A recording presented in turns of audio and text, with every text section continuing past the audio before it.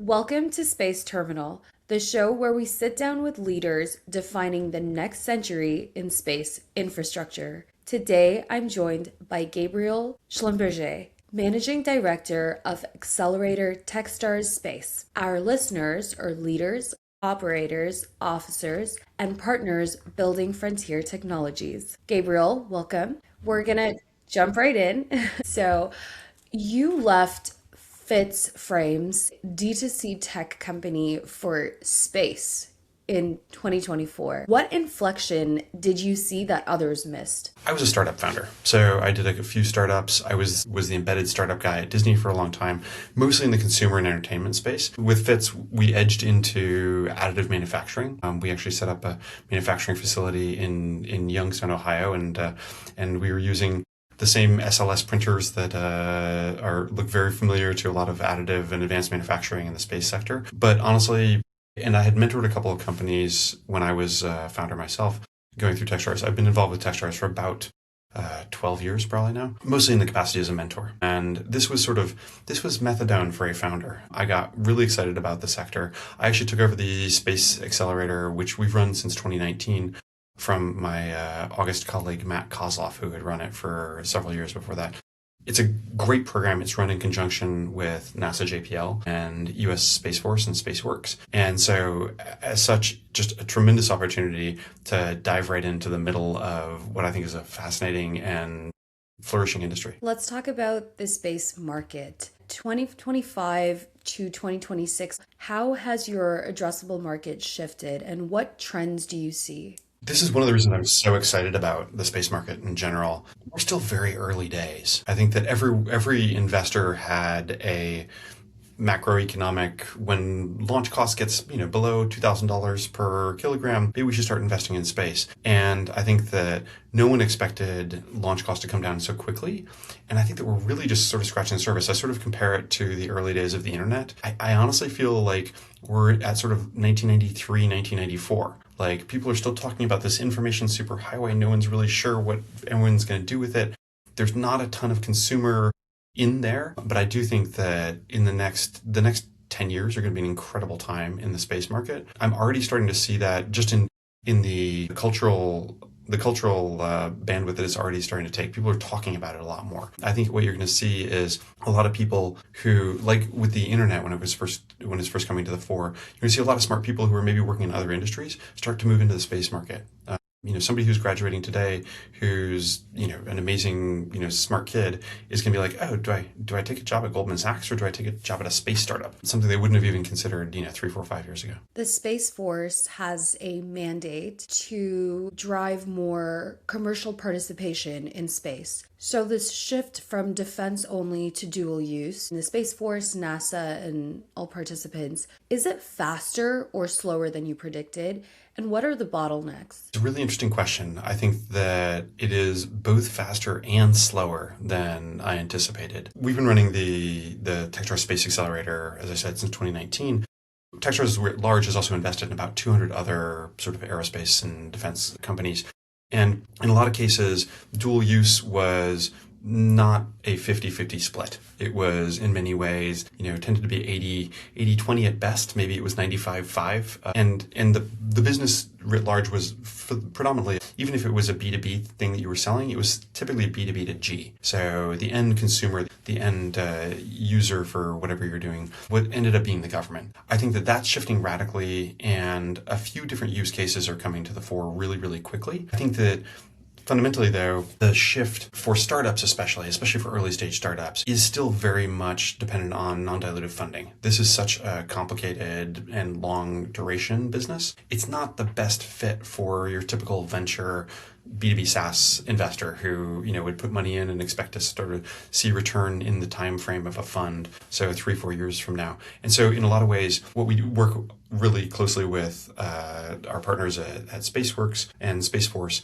is to identify opportunities for non-dilutive funding that can be coupled with private investment. We get a lot of interested inbounds, folks who have either just dipped their toe in investing in the space market or are interested in it. And what we're trying to do is we're trying to match opportunities that have dual use but can tap into non-dilutive funding and then also have private investors that are coming in. Another impetus is Moon to Mars by 2030. Critics call this a mirage given short term government shutdowns and typical red tape delays. So, how do you de risk your portfolio or advise your founders to de risk given government delays? I approach most of the things that I do as a founder first. This is my background. And I think that for the most part, you don't want to be dependent on having to raise that next round. And you also don't want to be dependent on one single thing that is going to be funding your company. So in a lot of ways, we tell them to,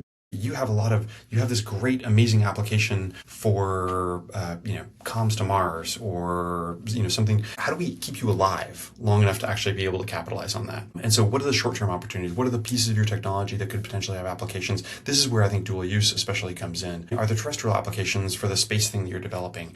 Are there elements that you could either license or just to get you to sort of default alive, and then you can concentrate on the big things and raise venture capital where it really fits on to opportunities that are a little bit further out and harder to go after. If you look back at just the sheer number of objects that we've put into orbit in the last year and compare that to what had been done in the preceding 10, it's an exponential growth rate. I really do think that this is sort of comparable to, this is the pre-Windows 95 moment for the internet, where you had, the vast majority of the population still hadn't actually ever got logged on or had a computer at that point. And all of a sudden there are certain technologies and certain standardizations that tended to draw people in, and the market itself expanded vastly. And I do think that we're at that moment, whether or not we get to Mars by 2030. This week, hyperscalers announced $400 billion capex in data centers and power. Does that create tailwinds or headwinds for your portfolio companies? This is going to sound a little bit disingenuous coming from somebody who spent the vast majority of their career creating beautiful stories and illusions in science fiction and selling the future. I'm a picks and shovels guy. I think that I'm looking for enabling technologies, things that unlock or that necessary to actually improve that. So data centers in space. That's great. What do you actually need to be able to pull that off? That's a neat goal. Perhaps it'll work, perhaps it won't. Okay, you need high bandwidth downlink and uplink to make that a reality. So I invested in a company, Azora, that's doing high bandwidth optical comms, terabits per second, and their optical ground stations are 1/100th the cost of your typical optical ground station. Great, it's an enabling technology.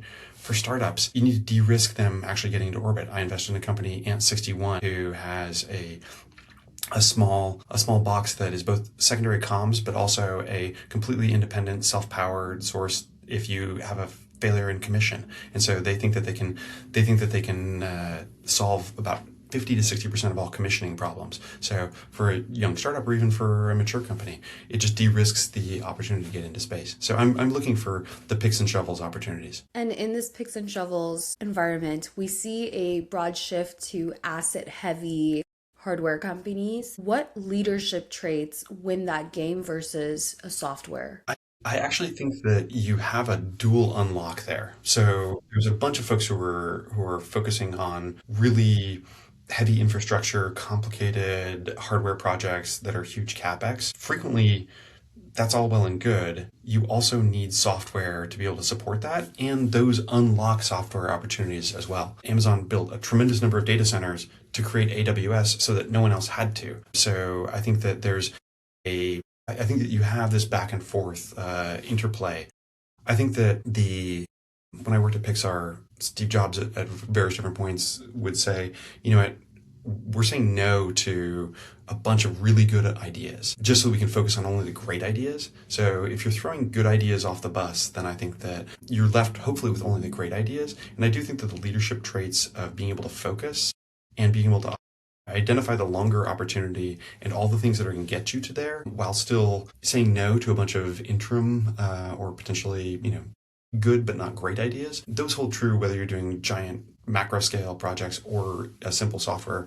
But I do think that it's critically important, especially if you're doing a long duration project, something that's going to take a decade to come to market. You alluded with Fitz Frames, you worked with additive manufacturing and industrial complexes. So Intel spent $50 billion on Fabs to be bailed out by equity for cash. So as a founder, what do you tell your peers to avoid a similar capex trap? I think that there's, especially in space and especially in technology, there's a lot of really smart people, a lot of really smart engineers, and they tend to be very excited about solutions. And it's something we tell our founders, but it's something we tell, in general, you need to focus on the customer. You need to really understand, even if that customer doesn't exist yet, you need to understand what their needs are or what their needs are going to be. And getting too far ahead of the curve with a particular solution or too far down the road with a particular solution isn't going to serve anybody. And it's going to undermine your ability to serve that eventual customer when they come forward. We got into the additive business sort of inadvertently. We were a kids' glasses company. My co-founder had kids with glasses. I had a son with glasses. We were super frustrated by the experience of getting and keeping glasses on our kids.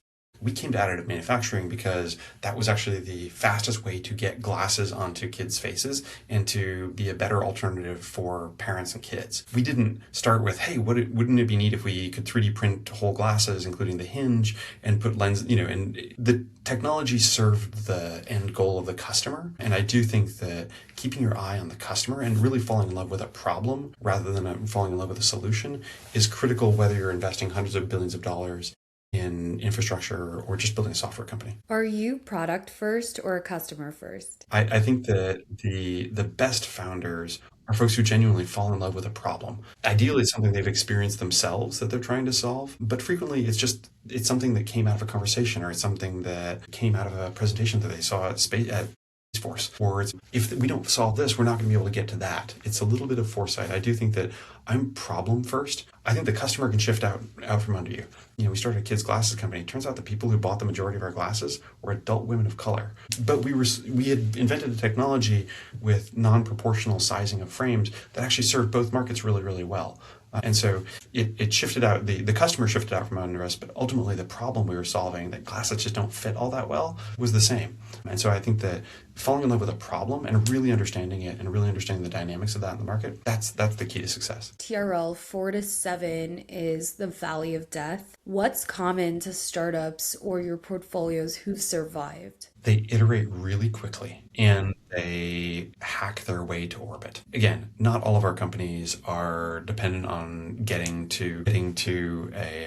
into space, but the vast majority of the ones that have gone through Techstars Space are. We have seen an evolution where our companies are shifting a little bit later, and also obviously it's way easier to get to space. I think that the thing that we caution a lot of our founders with is they're very focused on, we need to get flight heritage. We need to get space heritage. That's great, except for the fact that you don't want to necessarily get there in a way that isn't aligned with the eventual product you're building. So getting space heritage is a really laudable interim goal, and getting over, getting to the TRL 7.5, 8 of the spectrum, but it's not the end game. So you need to keep your eye focused a few paces beyond that. I do think that you're not wrong about the TRL Valley of Death. We're exploring some interesting options. Come back, ask me in a couple months. We're looking at some ways of being able to get companies a little bit faster through the development cycle. 2024, pre-prototype companies could easily raise seed. 2026, it's an order of magnitude more challenging. What does it take to raise $10 million today? One of the things we tell our founders is that you want to raise from the right folks at the right time in the right amount. And I think that $10 million is an interesting, $10 million is a pre-seed in the space business. It's a Series A in the SaaS business. It's a Series B in the consumer business a lot of times. So it really depends, and it does change the sort of metrics. I think that we look for 5 things when we're looking at companies. It's team, market, and product. Product is almost immaterial. It's really, do you understand the market you're going after? And are you a team that is really is gritty enough to actually get there. I think that investors are looking for that as well, but also I think that when you start to get those larger checks, they want to see traction. Traction can come in a lot of different ways. It doesn't necessarily isn't exclusively signed customers and and flight heritage in market. But I do think that the alignment between the team and the market and the first inklings of traction, that's when we see the tipping point. For it's much easier for folks to raise once they're starting to see those first implications of traction. I would say that phase one SBIR was or some sort of non-dilutive, some sort of affirmation from a third party that what you're building is interesting used to be enough to tip the scales into a fundraise. Now they want to see a little bit more. They want to see that you have a path to really a scalable business. Name one overvalued space segment. The net present value. In a lot of cases, it's not so much that the segment itself is overvalued. It's that the segment as of today versus how far into the future it's going to have to reach to actually return what people are expecting of it. I think those are the places, and frankly, those are arbitrage opportunities. I think that launch is a complicated. I think it's both an underinvested and overinvested segment. I do think that the biggest shift that I've seen, retrospectively over the last 10 years is really rideshare. People expected that you're going to need a bunch of small and medium-sized rockets to be able to get into orbit. It's like, oh, no, actually we just need a bunch of big rockets that also are, that you can strap 30 different satellites to rather than just one big one. So I do think that launch is still in a moment where it's recalibrating, and I think that I think the market is big. I think that there is going to be some shakeout and consolidation in launch. We've already seen it considerably, but I do think that overall, though, the net amount of mass that's going to need to go into LEO, GEO, to the moon, or is actually probably overall under.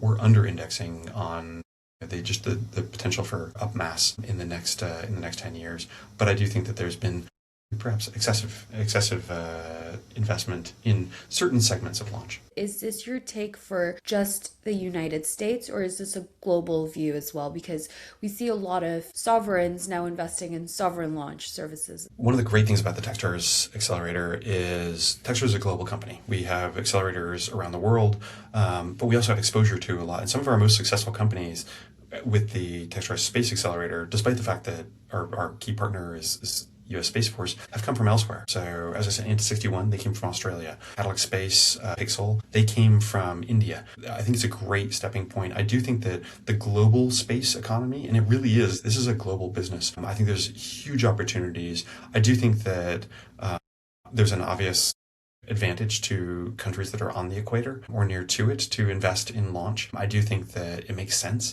If you look at between Vandenberg, Canaveral, and all of the different launch facilities in the US, we're actually about to get into a just launch slot constraint. And so I do think that there's probably an opportunity to just have more options. And we recommend for a lot of our companies to open your eyes and look outside the States for, as cheaper, potentially more effective, or just more timely ways of getting into orbit. We have several alumni companies who are based in India, and, they're doing some ride shares with other companies that are coming from Europe and the States, and they're arbitraging mission operations. These are already deeply intertwined, and I think that as the space economy grows, it's going to become more so, not less. Very few things are in GEO looking down to a single spot on the Earth.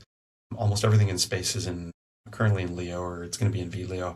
Those are orbits that go around the world by nature. And so I think that this is by nature a global business. What's preventing your portfolio companies from 10xing in the next 12 months? There's a short-term problem that I think could be very easily solved, which is the SBIR reauthorization. I think that no piece of legislation has had a bigger and more positive influence on not just the space business, but overall startups in the sciences than the SBIR, STTR program. It's held up. It's been held up. It expired in September. And so we've got companies that already had programs authorized that haven't been funded.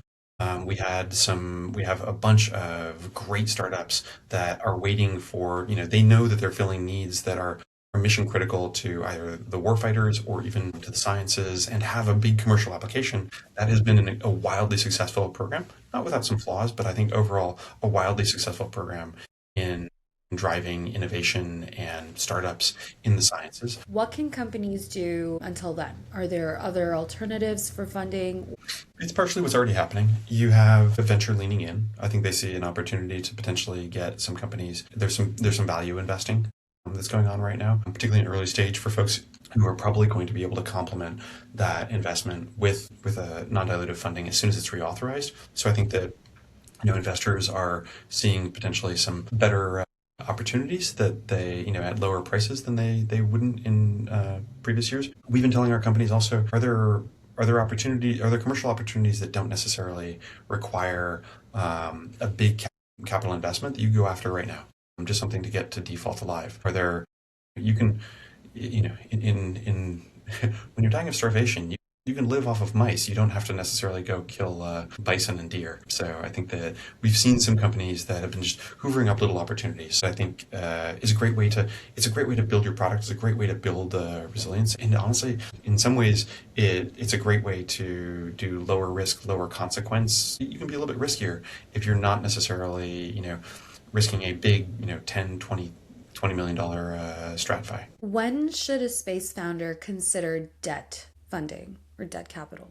This might get me in trouble as a VC, but I actually think that venture capital is a bad fit for a lot of different companies. Or the sort of success stories of Silicon Valley have made people think that that's the only way to get your company funded. And I do think that different companies are better fit for a combination of debt, venture debt, some sort of venture investment, potentially even private equity money. And I do think that, obviously the best way to finance your company is through revenue, but I do think that we do bring in, especially in a capex intensive business like space, we try to expose our founders to a lot of different ways of raising capital and also sort of open their eyes to who to raise it from. Sometimes family offices are better aligned with the long duration rather than a standard VC fund. A VC fund needs to show returns to their LPs, at least with markups within a time frame that's a little bit difficult in the space business. So in no small measure, we try to expand the aperture of how people think about financing their company. I think as far as debt in particular is concerned, I think it really comes down to what are you going to be using the money for? You need to be, if you're taking venture money, you need to be spending that on things that have a high growth rate return. Debt is great, especially if you have, and I say this as somebody who, one of our best partners in Fitzgerald was Farnham Street. They were an equipment leasing company. They were phenomenal. They took both an equity position as well as a leasing position with our company. They were phenomenal partners throughout because they were helping us grow our equipment base. We shouldn't have been spending VC money on the equipment. We should be leasing it from them and not tying up a lot of capital. Something like that, I think, is really a great example for founders. You should be putting your VC dollars where they're going to be driving the highest growth and potentially using a debt instrument for something that is necessary to the business, but isn't necessarily the growth engine of the business. How many of your portfolio companies currently or that you're planning on taking in are AI native? Is 100% the wrong answer? It's one of the interesting things, and we've seen this not just in the space portfolio, but across the board, is that AI is a great fast iteration tool. So whether or not they're using it in their core product, and I think there's some constraints on AI as a core product for space that still need to be addressed. But ultimately, like, folks are using it even just they're integrating it in their investor CRM or in how they run their business. AI is becoming sort of ubiquitous and a little bit table stakes for a lot of startup. You can get away with fewer people. I hate to say it. You can, and this is one of my other secret sauce is I think it is eliminating a lot of the sort of more entry level positions, whether it's, low level programmers or folks who are, early BD. But I have a whole other thing on entry level jobs that I'm working on. I do think that AI in any startup that isn't using AI fairly frequently, smart and planful ways. I think the gee whiz factor of LLMs is over. But if it's actually useful driving the business forward, I think that it's table stakes at this point. What's harder to find, good engineers or good technicians in space? I think it's the hardest thing that I've seen to find is that sweet spot of folks who know enough about a field to actually be able to build something themselves and be dangerous, but are not so hidebound by what's been built before or what they've done in the past that they are able to. There's a sweet spot of knowing enough to be dangerous, but not knowing so much that you feel like you have all the answers. And so I think that in any technical field, that's the most precious thing. It's finding people who have that open mindset, but also an incredible skill base, and that's the key. It's not necessarily fungibility between engineers or technicians, or you're always going to be constrained by in any hardware company by somebody who's really good at soldering, and in any software company you're going to be constrained by somebody who's just a kick-ass DevOps. But I do think that there's a fungibility of skill sets, but it is finding that open mindset. That's the most constraining resource in the ecosystem. As a mentor, how do you advise founders around the categorization of what's better suited for automation versus reskilling talent? For example, in ISEM, in space, surfacing, assembly, manufacturing, there is an obvious use case to have physical AI, to have robots running, reprovisioning, or just servicing work as compared to humans. So how do you square that? I think that it's not an either or. And I apologize for having all of these equivocal answers, but it's not necessarily an either or. I do think that the big revolution in AI is going to be, it's not even human in the loop, it's sort of human collaborator. I think that you already see this in manufacturing, whether it's you see some manufacturing that is automated, but also some like automation guided human manipulation is actually the most efficient way to do a lot of manufacturing. And so I do think that it's not an either or. Perhaps in space refueling, you don't necessarily want to have the full service gas station where they're cleaning your windshield and you have an astronaut floating out there. But I do think that some degree of, and human in the loop is a very fuzzy term, but I think that some sort of human plus AI automation collaboration is going to be the way of the future. I think it's going to exponentially increase the productivity of humans.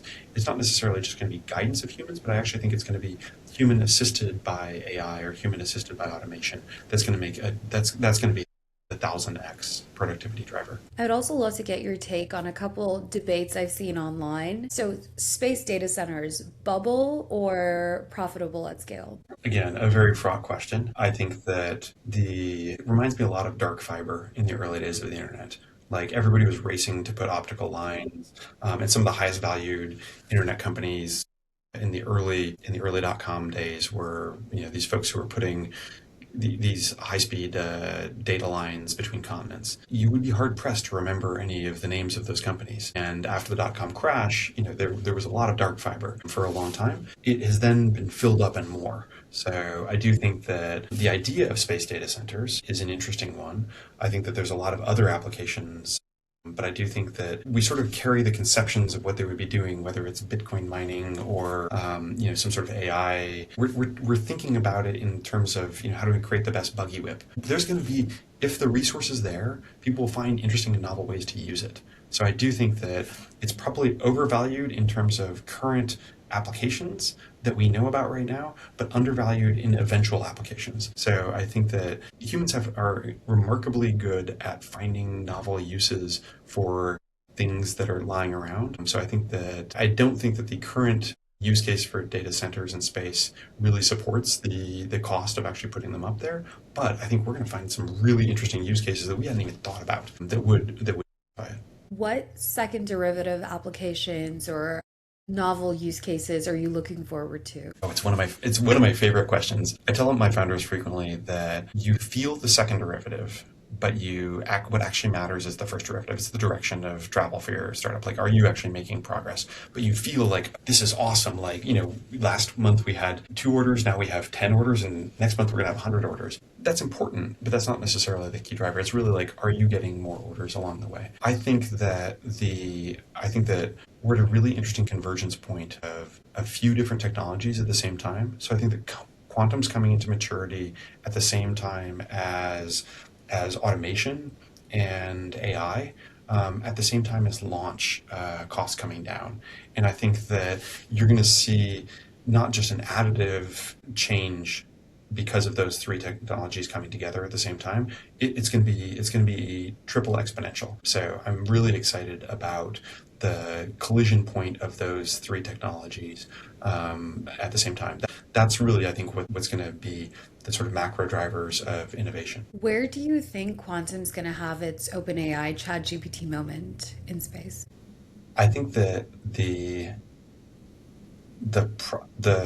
sensor and image, Earth observation, sensor image processing. I think that already, we're discarding, what is it, 95% of all images captured. I think that quantum is fundamentally really, really good at looking at things, or at analyzing a giant data set, potentially, or predictive models. I do think that, putting aside the fact that I am cautiously optimistic that quantum is going to help us avoid Kessler syndrome, which is my other private saw. But I do think that just actually being able to do more things with all the things with all the observation we're already capturing. And then I think that once you actually get some of that processing ability into space, I think it's going to open up, but not just Earth observation, but also analysis and observation in space, and actually using that to sort of drive the actual in-space economy as opposed to the derivative economy from one of the bigger impediments to quantum, I think,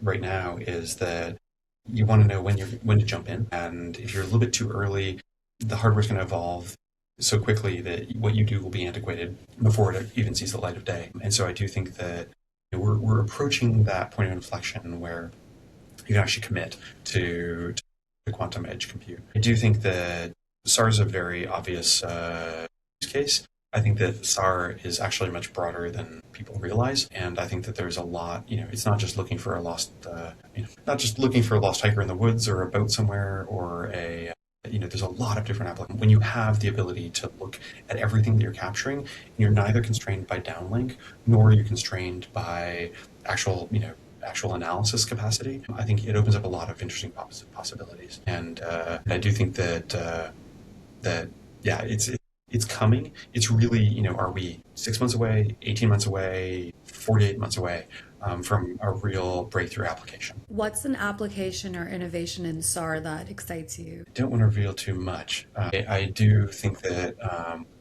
there are, I'll just say that there are several companies currently in the Techstars portfolio that are adapting some of their existing technology to new use cases that are really, really interesting. And things that were built for one thing, it turns out are really, really applicable and really, really good at something else, or something in an adjacent space. It's one of the things we really drive home during the Accelerator. You have to be laser focused on what you're building and the problem you're solving right now, but also you need to be able to take a breath, hook your head up, and say like, oh, what about that? Or what would it take to do that too, or to do that instead? Train people to sit up, take a breath, and look around. And I do think that it's starting. I can't say too much, but I do think that there are a lot of interesting adjoining applications to things that were built for one purpose. All of a sudden, have realized that they could actually do something else even better than the existing solutions. It's the dynamic tension between staying focused on the one thing that you set out to solve, and also potentially going after something else, and knowing when to make that jump, or when to because you have a very limited. There's a lot of mushu pancakes, and you have a very limited amount of hoisin sauce that has to go across as many of them as possible. What's your moat over a Y Combinator? I think that a moat implies it's a zero-sum game in a lot of ways. And I think one of the things that excites me most about space is I think that this is the undiscovered country. We are, there's more than enough to go around. There's great companies. My biggest frustration is that I can't invest in 100 companies a year. Our Techstars is really good at doing a very focused program and a very intense and sort of cultishly lifelong engagement with founders. But it doesn't totally scale to thousands of companies. And so I can do tens of companies a year. And whereas the YC model is a little bit bigger, the huge advantage that Techstars has is we're a global organization, and the managing directors are incentivized, and we collaborate incredibly well. I'm working with a company that is based in San Francisco, who's going to be doing the London program and is unlocking a bunch of opportunities with ESA, but is also looking at opportunities here. We have a global footprint, and I think that's a huge advantage that Techstars has over a lot of other organizations. And it's just not just in name; it's also in actual practical action. And so you have a lot of folks around the world working on your behalf. And so I think that's an advantage we have. We're pretty good at what we do. And I think that Techstars tends to attract, they live by this give first mantra, hashtag give first, which is doing a startup is hard. And most of us are founders or recovering founders. So, and we rely heavily on our mentors. We pull a lot of mentors in, but they're not paid, they're not compensated in any way. In fact, they're explicitly forbidden from having any sort of financial engagement with the companies while they're in program. But I do think that it tends to attract people who are sort of like-minded and founder enthusiasts. They know how hard this is in general, and they're very supportive of the founders going through it. And then the founders then in turn give back themselves. A lot of our mentors are former Techstars founders. And so in a lot of ways, I think it's the collective enthusiasm for startups that's Techstars' huge advantage. But there's plenty of room. There's plenty of room for YC, for Techstars, for everybody else in the market. I think that our competitive advantage is really very high touch and very focused, and build these lifelong relationships with companies. Speaking as a mentor, I was a mentor for a decade before I ever actually came to work for Techstars. Yeah, the mentors were awesome. We're definitely we're a really good part of it. I think it tends to attract both founders who are philosophically aligned and mentors who are philosophically aligned. You put those two things together and magic happens. What's the magic to a good founder mentor relationship? How do you know you found fit? Rapport is actually overvalued, which is interesting. Techstars does Mentor Madness. So the second and third week of program, we bring in a bunch of mentors. It's like speed dating for founders. So they'll meet with the founders for 15, 20 minutes. They'll meet hundreds of mentors, and then they get to pick the sort of like 7 to 12 who are going to be their lead mentors throughout the course of program. And likewise, the mentors sort of say, I really want to work with this. Rapport a lot of that is really like, hey, did I get along really well with that person? Do we build rapport really quickly? I actually think that, and this is speaking as somebody who's probably mentored 2 or 3 dozen companies before coming on as an employee at Techstars. The companies that I feel like I gave the most to, or that got the most out of our relationship, and likewise, I it's effective. We're really good at challenging each other. We're really good at challenging each other's assumptions.